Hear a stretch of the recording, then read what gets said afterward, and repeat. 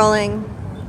Here we are at Wailuku Police Station with Maui Patriot, American Patriot, Scott, DJ Nexius, and you've got a SoundCloud channel with some freedom music on it, is that right? Absolutely, yeah. DJ Nexius, it's N3XIUS, DJ Nexius on SoundCloud, and I have my ecstatic dance and dance sets, as well as a couple of freedom music, truth music, red pill music as I call it. So you've come down here today to stand with the police officers that don't want to be forced with injections.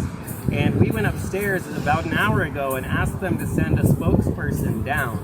And I was thinking that because there's a big crowd of people outside, they should probably be able to make time to send one person down to at least hear our concerns and talk with us. But so far, we're not getting any answer from them. What do you think about that, and what do you think will be the recourse on that? I think they're trying to avoid the situation as much as possible, and they really don't want to address the concerns of the citizens. And I think that's pretty apparent all across the board when it comes to all government agencies and politicians. And I think that the people realize that. The people notice the lack of support that they're getting, and the lack of the support they're giving to the first responders. The overall tyrannical, top-down decision making is going to be the downfall of their reign. It's going to be the downfall of the organization that is holding us all together in safety. We can't keep forcing decisions by illegal, unjustified mandates. Wonderful commentary, thank you. I've noticed recently that a lot of alternative organizations like ours, Maui Freedom TV, are popping up. People are not waiting for them to fix their problems with the mainstream media or with the government or with the sports leagues. Yesterday I found out that there's a nationwide soccer team or soccer tourney that has popped up, a soccer league that has popped up, and parents are just starting to coach their own kids, and we're seeing a lot of that in different areas. Are you seeing anything like that here on Maui? In the schooling side of things, a lot of people are moving to homeschooling, moving to charter schools, and moving to alternative schooling. I haven't seen it in alternative sports yet, but I'm sure that's coming. Anytime you create divisive decisions that is going to create separation, we're moving to a segregated life where we're going to have sports for the people who believe in this, and sports for people who believe in that, or religion for the people who believe in this, that's been proven to be illegal, been proven to be unjust, and doesn't work. And we've already seen that in the past through the segregation movement in the 50s and 60s, So we've kind of come to a fork in the road, or maybe even a flashpoint in American history, where some people want to go one way, other people want to go another way, and we're trying to figure out a peaceful path to harmony in America. Some people think that there will be more violent type of conflict.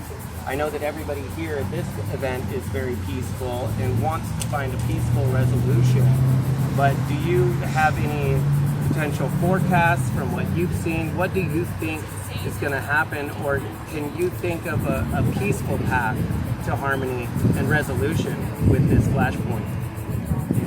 Wow, we're blessed here on Maui to have a very peaceful community, a very peaceful society, and people who really are willing to have dialogue and come out in a peaceful manner. We're seeing all over the country, especially like we take a look at what's been happening in Portland. There's been lots of violent clashes in Portland. There's been lots of violent clashes in California and other places throughout the country. And if you take a look at what's happening in Australia and what's happening in France, there gets to be a point where you push people far enough and you take enough of people's rights and freedoms away, and they lash out. And I'm praying that the politicians, the powers that be, awaken to what it is that they're doing and the division that they're causing before it gets to that point. But I'm not that hopeful that we are, because I really feel that the level of corruption and the level of control from the top down is greater than anything we've ever seen before, and I'm not sure what it's going to take to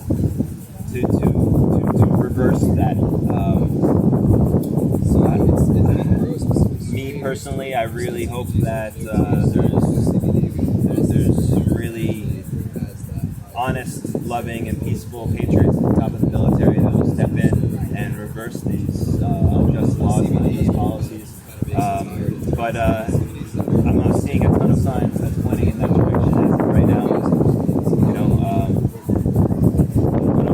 I'm hopeful that enough people wake up and have the courage to stand up against the powers that exist above them, even if it is at the risk of their job. Yeah, we were having a conversation earlier today with a 14-year military veteran, and she said very clearly, we have to choose between our career or our money and our freedom. That's what's really on the line, and not just the freedom for the American people, but for the whole world. If liberty dies in America, it's dying everywhere.